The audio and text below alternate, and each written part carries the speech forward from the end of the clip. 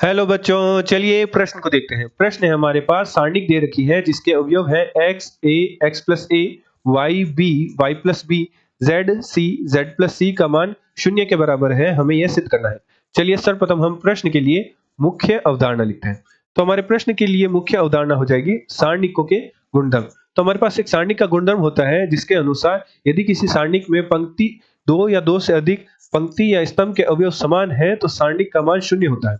उदाहरण के तौर पर मान लीजिए हमारे पास एक सारणिक है जो 3 गुणा 3 कोटि की है, जिसके अवयव निम्न प्रकार है x1 y1 z1 a b c x1 y1 z1।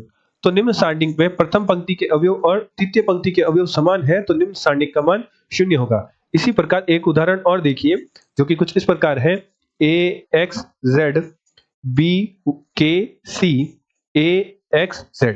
तो निम्न सारणिक में प्रथम स्तंभ और तृतीय स्तंभ के अवयव समान हैं तो हमारे पास सारणिक का मान शून्य होगा।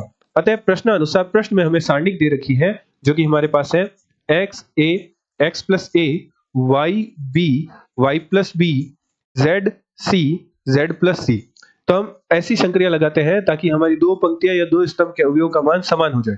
तो हम संक्रिया लगाते हैं कि प्रथम स्तंभ में हम द्वितीय स्तंभ के अवयव जोड़ते हैं तो हमारे पास प्रथम स्तंभ बन जाएगा जो कि हमारे पास प्रथम स्तंभ कुछ इस प्रकार प्राप्त होगा x प्लस ए, वाई प्लस बी